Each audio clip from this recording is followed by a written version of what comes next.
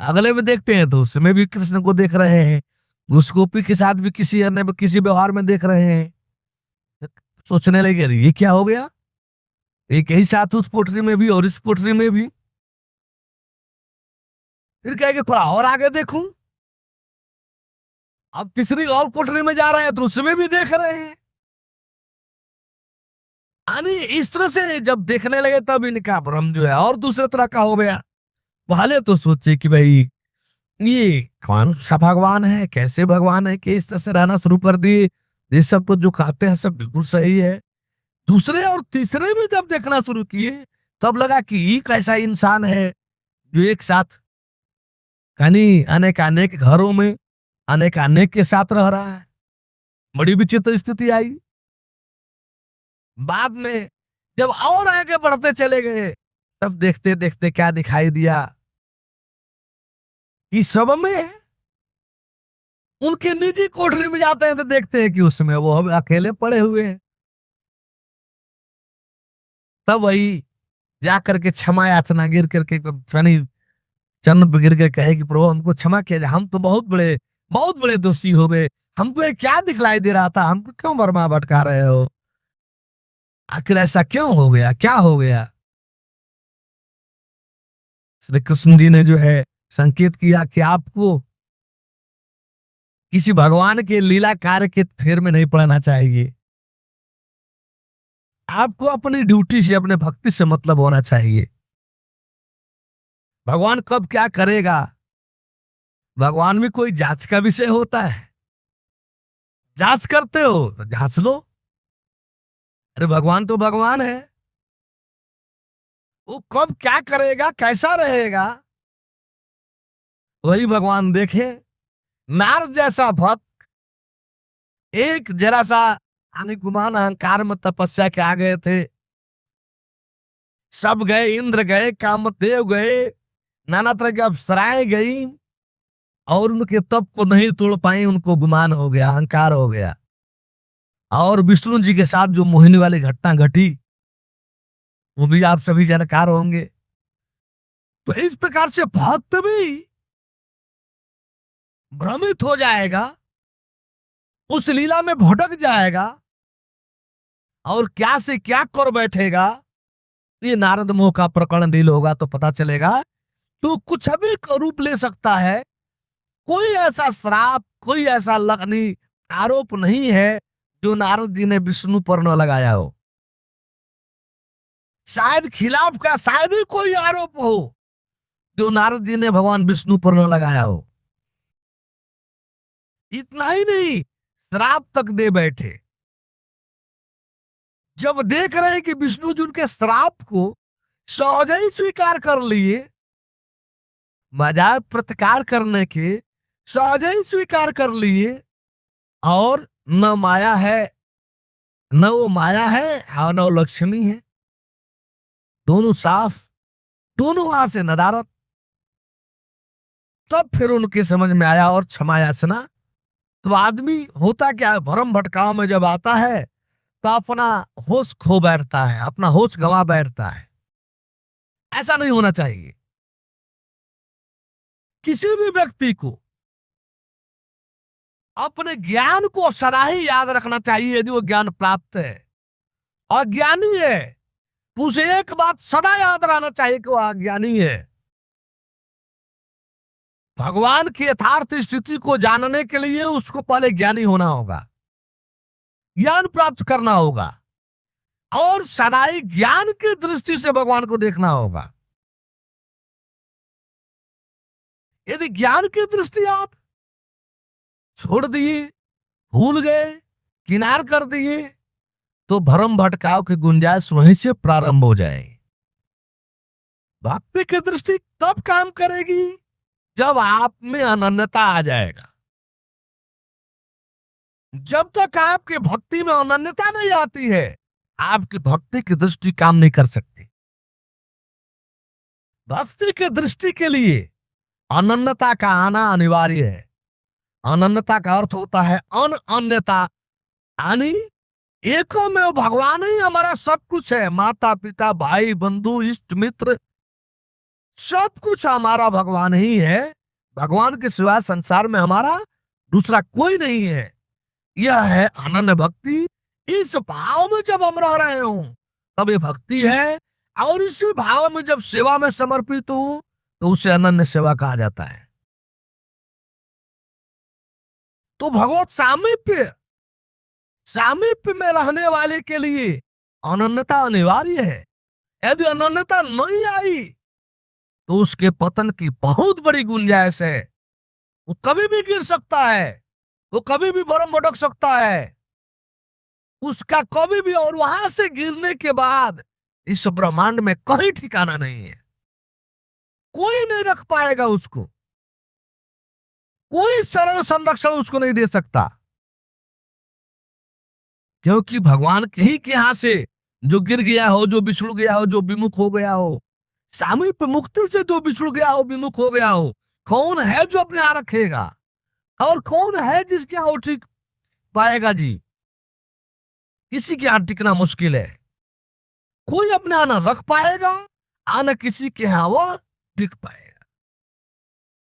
उसके लिए एक कितना बड़ा विपद का रोल हो जाएगा कि कहीं भी वो स्थिर नहीं रह सकता।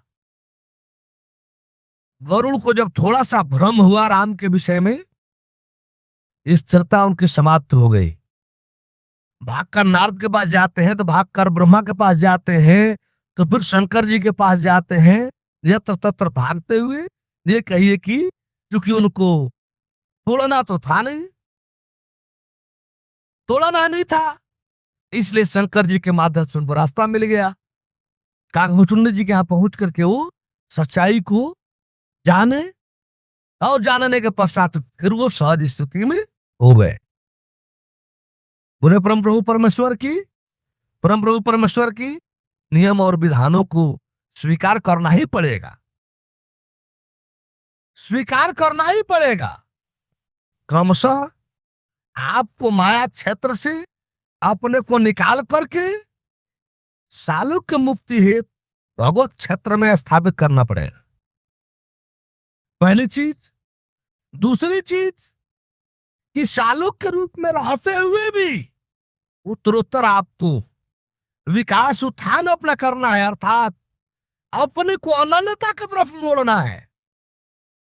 सभी कामनाओं को तोड़ करके, सभी कामनाओं को क्रमशः समाप्त करते हुए आपको अनन्यता की तरफ बढ़ना है। अनन्य भक्ति, अनन्य सेवा, और अनन्य भक्ति सेवा के माध्यम से आपको अनन्य प्रेम की अवस्था में जाना है, यदि शरीर कायम रहती है तो। अन्यथा सालोक्य मुक्ति में शरीर छूट गई, मुक्ति तो मिलने में चाहे जिस प्रकार से भी रहिए, जिस प्रकार से भी रहिए, जिस कर्म से भी गुजरिए, सालोक्य में है तो मुक्ति तो मिलेगी ही मिलेगी। कोई कर्म आपको मुक्ति से नहीं रोक सकता, कोई क्रिया आपको मुक्ति से नहीं रोक सकती, यदि आप सालोक्य क्षेत्र में, भगवत क्षेत्र में हैं। लेकिन उपलब्धि उसमें भी क्या रही, भगवान पाकर के भी, भगवत क्षेत्र में अपने को रख करके भी, यदि सामीप्यता नहीं मिली, सामीप्य मुक्ति नहीं मिली, सानिध्य नहीं मिला, तो सब मिलकर के क्या हुआ?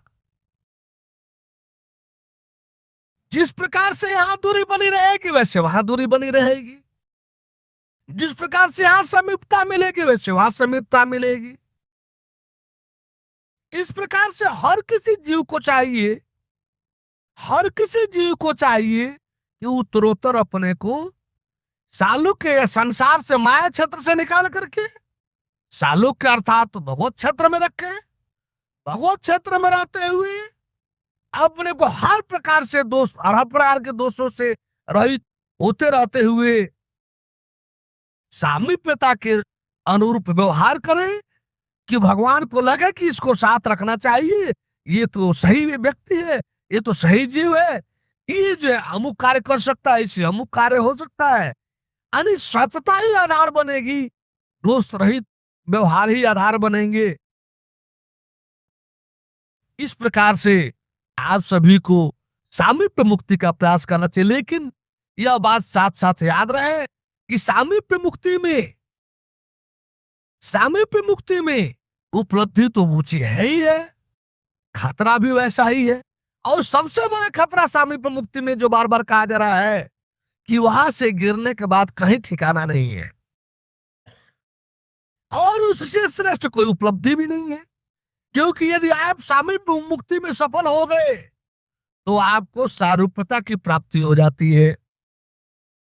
सामीप्य मुक्ति में जब सफल होंगे, जब किसी भी प्रकार के दोष और कामनाओं से जब रहित हो जाएंगे, हर प्रकार के दोष और कामनाएं जब आपको छोड़ देंगी, आपसे उनका संपर्क टूट जाएगा, छूट जाएगा, तो भगवान जो है आपको सामीप्य मुक्ति यानी सारूप्य मुक्ति प्रदान करता है। सारूप्य मुक्ति के पश्चात आप मंदिर के पात्र बनेंगे। सारूप्य मुक्ति नहीं तो आप मंदिर के पात्र नहीं। भगवान के माध्यम से मंदिर के पात्र, वंदनीयता के पात्र, पूजा पाठ ग्रहण करने के पाने के पात्र आप तब होंगे जब आपको सारूप्यता की प्राप्ति होगी। सारूप्यता का अर्थ क्या हुआ कि भगवान अपने समान वंदनीय आपको भी बना दिया। भगवान अपने पूजा विधान को आपके साथ भी जोड़ दिया, यह अधिकार आपको भी दे दिया। अब आप भी पूजा ग्रहण कर सकते हैं, आप भी वंदनीयता स्वीकार कर सकते हैं। इस अवस्था में पहुंचने के पश्चात फिर गिरने वाली बातें समाप्त हो जाती है। इसके बाद गिरना शब्द समाप्त हो जाता है। फिर कोई सारी सृष्टि सब कोई मिलकर के भी आपको गिराना चाहे, फिर वहां गिरना उठना दोनों समाप्त। सारूप्य मुक्ति के पश्चात गिरना उठना दोनों समाप्त। वहां न किसी ज्ञान की आवश्यकता रह जाती है, न किसी अज्ञान कोई रह पाता है, न कोई विचार, कुछ भी वहां नहीं रह जाता। वहां तो वही सारूप्यता अद्वैत की स्थिति में अपने आप पूरी स्थिति ही हो जाती है। वहां ज्ञान का विचार ही नहीं रह जाता, ज्ञान और ज्ञान के भेद ही नहीं रह जाते। वहां तो सारूप्यता है। वहां तो जैसे अब राधा और कृष्ण के विषय में बात आई, उस विषय में ये उद्धव जी जब निर्णय लेने लगे, ये बड़ा विचित्र स्थिति दिखाई देने लगा कि राधा कृष्ण है या कृष्ण राधा है। उधर ऐसा तो नहीं है कि कृष्ण के रूप में राधा हो, इधर ऐसा तो नहीं है कि राधा के रूप में कृष्ण हो। बड़ी विचित्र स्थिति आ जाती है। क्यों? कि वे लोग दोनों के नहीं, राधा भी सारूप्य मुक्ति के अंतर्गत थी, आदि शक्ति थी। आदि शक्ति में भी उनका ऐसा रोल था कि वो कृष्ण और राधा में अंतर करना बड़ा मुश्किल हो जाता था भक्तों के लिए भी, कि कब कृष्ण राधा और कब राधा कृष्ण के रोल में हो। राधा के क्षेत्र में जाएंगे इसलिए कि निर्णय ही लेना मुश्किल हो जाता है कि राधा कृष्ण या कृष्ण राधा, कृष्ण राधा या राधा कृष्ण। इसलिए अपने आप में एक दूसरे को विलय कर लिए, इस अवस्था में बदल गए कि राधा को ऐसा कुछ भी लगा ही नहीं कि कृष्ण हमारे कब साथ है और कृष्ण हमसे कब विलग हैं, ऐसा कुछ नहीं। सतभामा के चलते राधा जो है 3 बार राधा को कृष्ण हटाए अपने क्षेत्र से, 3 बार जो है उनको बाहर किए।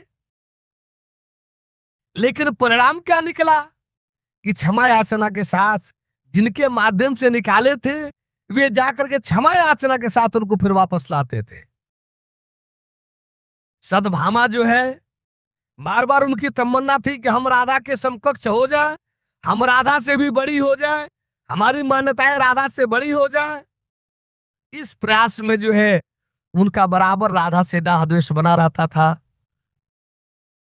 ऐसा नहीं कि राधा का भी किसी से दाह न, उनका दाह था मुरली से, किसी अन्य से साथ नहीं था, लेकिन उनका मुरली से था कि हरदम मुरली में लगे रहते हैं। ये मुरली इनके हाथ में कहां से आ गई? मुरली की भी कहानी बड़ी विचित्र है। वो मुरली कैसे वहां आ गई, हम कोई इसका प्रमाण तो पेश नहीं कर सकते आपको कि है कि नहीं है कहाँ। जैसा मेरे समझ में आ रहा है हम आपके बीच रख रहे हैं कि मुरली बेचारी कैसी थी, अति भक्ति से समन्वित जब जनकपुर में रामचंद्र जी थे, गए थे कलेवा के लिए, कवे यानी आए थे, सभी सहेलियां बैठी हुई थी सीता की, और सब इस भाव में, जैसे लड़कियां होती रहती हैं कि आपको हम इतना मानते हैं, तो आपको हम इतना मानते हैं, तो इतना मानते हैं, सब अपने उसी में थे।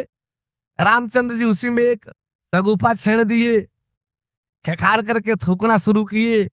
अब सब जो है अपने अपनी साड़ी बचाने के लिए किनार करने लगी कि भाई ऐसा ना हो कि ऐसा थूके तो हमारे साड़ी को पड़ जाए।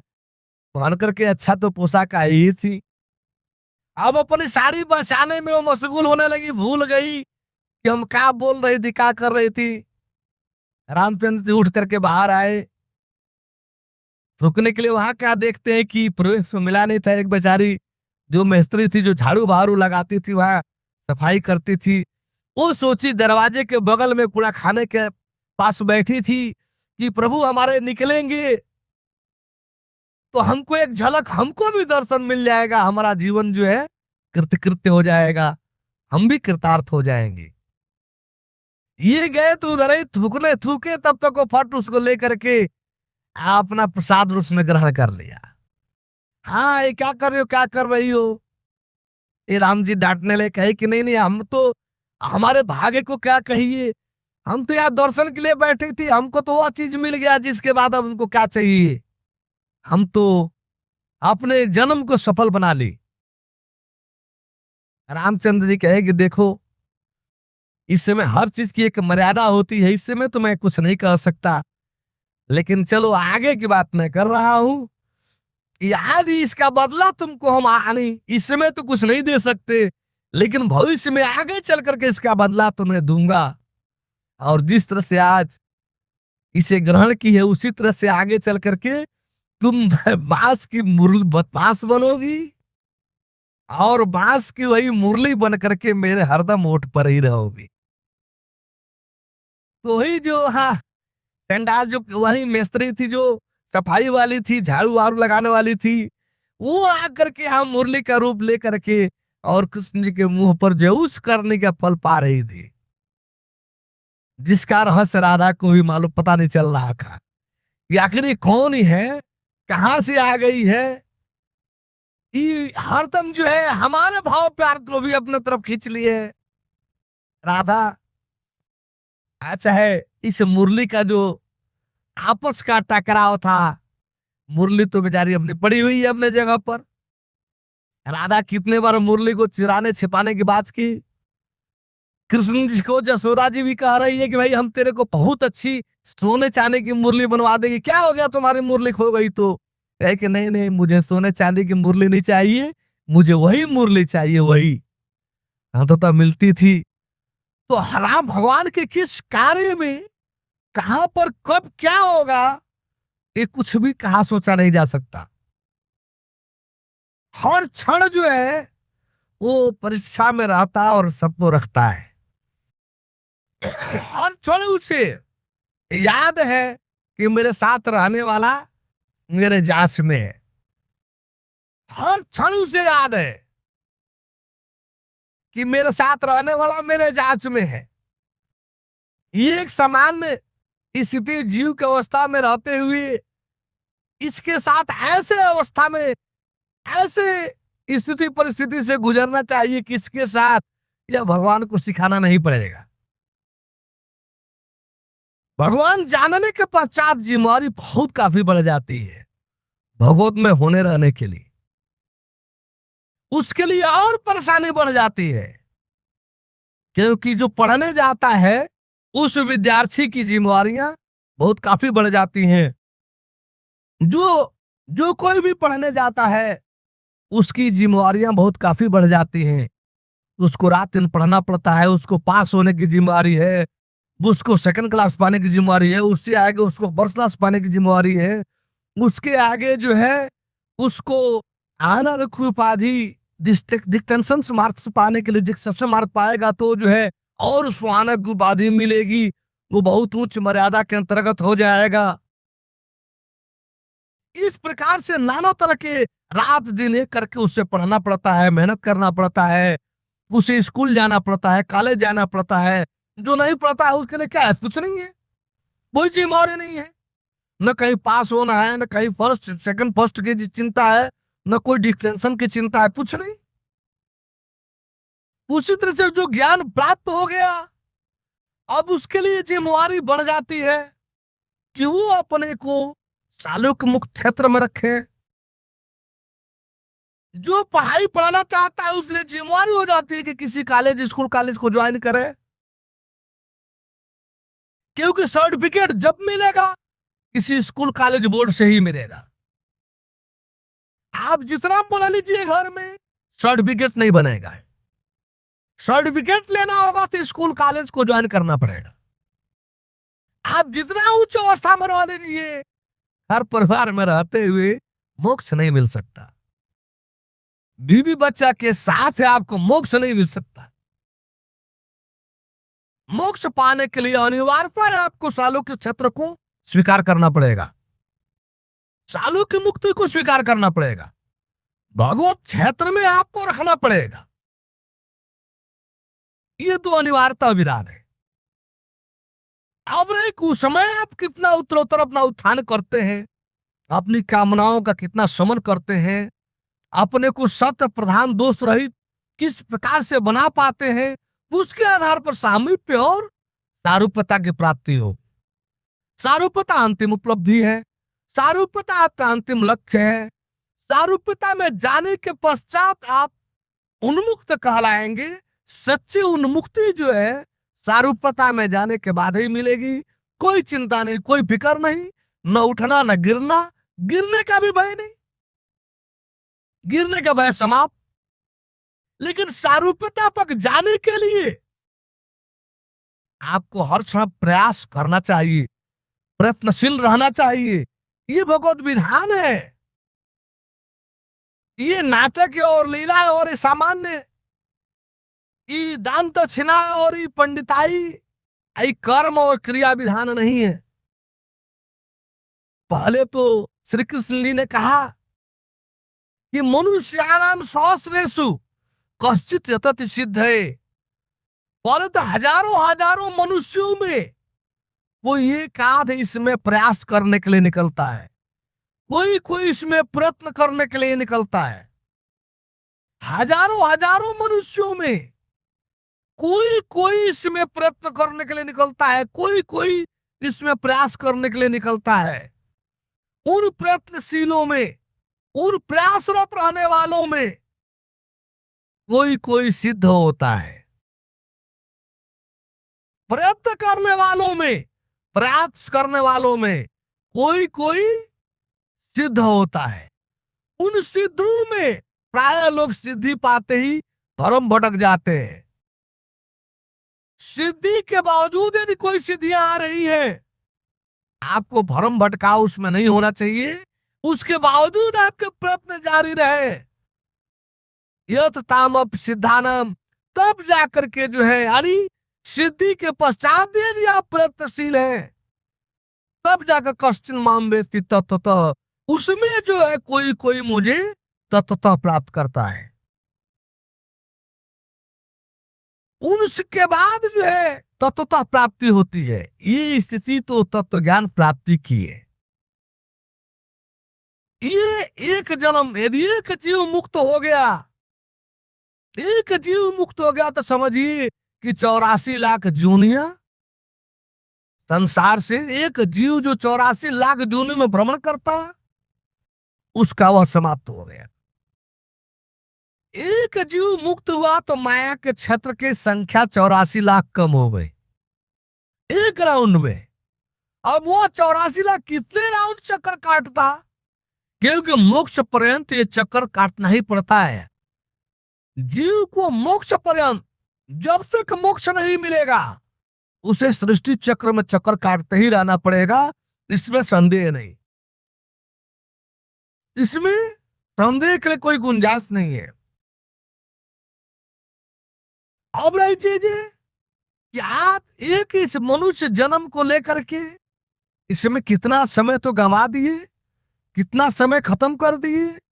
ऐसी अवस्था में पहुंचने के बाद भी यदि भगवत प्राप्ति होती है और आप अपने को भगवत में बनाने का प्रयास नहीं करते, आप अपने को भगवत में होने रहने का प्रयास नहीं करते, चाहे किसी भी मान मर्यादा, चाहे शान शौकत, चाहे खान पान, चाहे सुख, चाहे ममता मोह में आसक्त होकर के यदि आप अपने को भगवत में नहीं बना लिए, तो जिस मात्रा में आप नहीं बनाए उस मात्रा में आप समझिए कि अपराध की तरफ जा रहे हैं। क्योंकि यह सोचने, अपने आप सोचिए, किसी अज्ञानी के सामने कोई प्रश्न रखिए, आप ही के सामने प्रश्न है, एक तरफ सम्राट का पद हो, हर प्रकार से धन धान्य संपन्न परिवार हो, और दूसरे तरफ परमेश्वर हो, इसको स्वीकार किया जाएगा? जो पाए हैं वे निर्णय दिए होंगे, जो नहीं पाए हैं उनसे भी यही निर्णय बनेगा कि हमको सम्राट का पद नहीं चाहिए, हमको घर परिवार और सैकड़ों हजारों लाखों रानियां हो, सुंदरियां हो, हमको नहीं चाहिए, जितना बड़ा धन संपदा हो हमको नहीं चाहिए। क्या चाहिए? भगवान चाहिए। कोई ज्ञान पाने वाला इसी निर्णय से गुजरता है पाने के समय। लेकिन ये जन्म जन्मांतर का जकड़ा आसक्त जीव भगवान पाने के बाद भगवत में होने रहने की अवस्था में, भगवत में होने रहने की अवस्था में अपने को रखने के बजाय फिर उसी घिसट पिटर का जीवन जीना शुरू करता है, जिसका परिणाम है कि अपने तो जाता ही जाता है, समाज में भी दिग्भ्रम पैदा करता है। इसलिए आप बंधुओं को चाहिए कि हर प्रकार से भगवत प्राप्ति के विधान में हर प्रकार से आप अपने रोल को, आप अपने को देखिए, आप अपने को जानिए, समझिए, क्या पा रहे हैं, क्या खो रहे हैं। पाने और खोने दोनों का बैलेंस बनाइए, दोनों का औसत लीजिए। आपको क्या मिल रहा है, क्या छोड़ करके आप अपने को किधर मोड़ रहे हैं, किधर अपने को जोड़ रहे हैं, इसका जरूर ख्याल सबको अपने प्रति होना रहना चाहिए। क्योंकि अंततः साथ कौन देगा, अंततः आपके साथ कौन रहेगा, अंततः सर्वोत्तम उपलब्धि किससे होगी? ये आप मनुष्य हैं, आप यदि ज्ञान प्राप्त है तो आपको निश्चित ही सोचना है, यदि ज्ञान के जिज्ञासु है तब भी आपको यह सब सोच समझ लेना चाहिए कि आखिर भगवान किस लिए, भगवान क्यों? तो जो मुक्ति है वो इन 4 भागों में विभाजित है। सालोक्य मुक्ति, सामीप्य मुक्ति, सारूप्य मुक्ति और सायुज्य मुक्ति।